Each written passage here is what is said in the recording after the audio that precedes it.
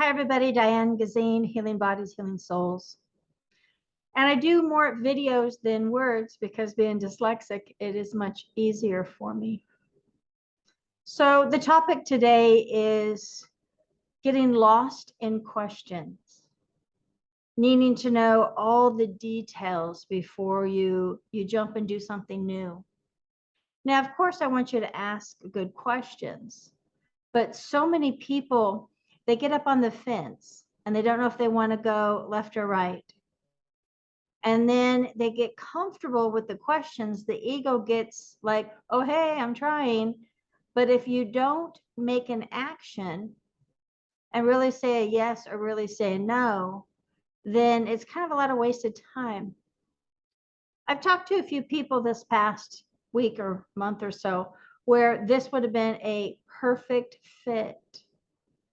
And then I'm noticing that they're getting caught in the questions. They're like, well, how can you channel me? How can you read energy over the computer? And I don't ask a mechanic, well, how can you rebuild the engine? I don't ask a dress lady, well, how can you sew this gown? So do you see that those questions it just doesn't make sense because I can't answer those quick and short and easy. A mechanic can't explain how he's going to rebuild an engine and or how somebody's going to sew me a gown. If I'm in front of somebody and it feels right and it feels good, I'll say yes. So it's kind of like leaning into what you're feeling. And if it feels like, yes, I can lean into it, then there's your answer. Don't get trapped. And if it's just like not feeling comfortable, then of course, step away. But pay attention to your language and to your words. If you're asking ridiculous questions that the person, the provider, really doesn't know how to answer, how do I channel people or for people? You ask me a question, I look up and I get the information and I spit it out in my own human words. Years ago, my oldest daughter came to me about a month before Christmas. And she said, I'm so excited. I know exactly what to get you for Christmas. And I looked at her and I said, kitchen butcher knife. She's just like, oh, I felt so bad. And one lady was in my office. She was wanting to get pregnant. She was going to the doctor. And I looked at her, scanned her body. And I said, right side ovary tube, small blockage, no big deal. Everything is fine. Nothing stopping you. She went the next day and she said that the doctor almost word for word said exactly what I said. And so how can I explain that? We'd have to, well, it's not my brain, so we're not going to dissect my brain. Energy cannot be necessarily seen in the human eye. So you're going to have to open up your third eye.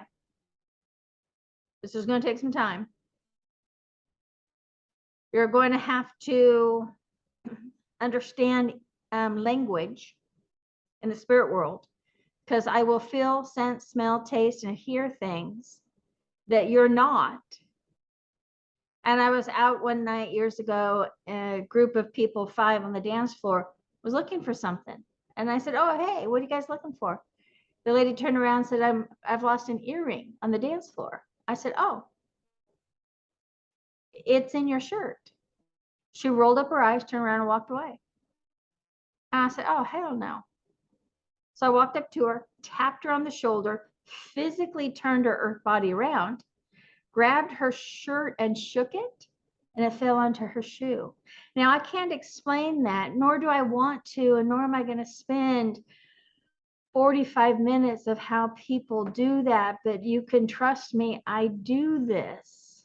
And I have your best interest at heart. Years ago, a lady came in and I knew her husband was cheating on her, and I knew that she couldn't handle that information. And trust me, there's a lot more information that I can focus on. It's not like, okay, I don't know what to talk to you about. There is so much that I put into words, bring it to the table, and hand it over to you so you can look at it and start to understand you.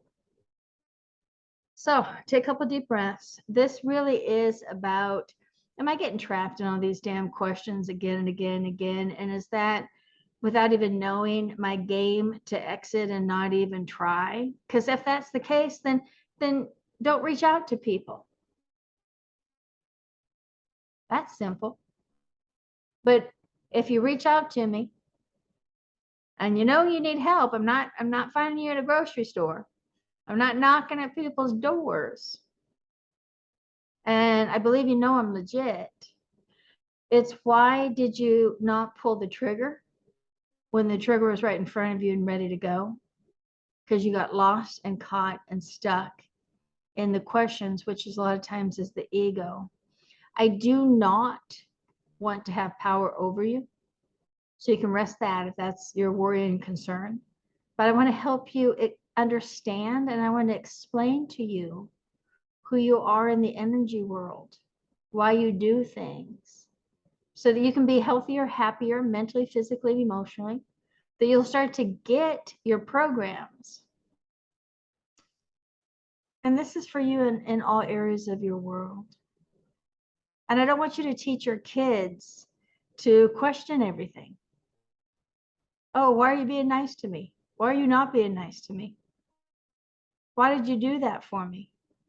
Do you see that has a awkwardness, a little bit of a poor me attached to it? Yeah, we don't like that. We don't want that. So if you're really interested in getting some work done, I will hold space for that. I will channel, read, get you to understand why you do things, and when it's not working well, help you come up with new ways to live in light and love. So thank you for listening. If it feels right, share this with somebody. A successful person will make a decision quick and fast, and they don't second guess themselves. And I'll repeat that. A successful person doesn't hem and haw, doesn't throw out a lot of questions. They make a decision quick and fast, and they get things done. Be more like that, please. Again, I'm Diane Gysin at Healing Bodies Healing Souls. I've been doing this for well over 30 years. You're in good hands when you call me.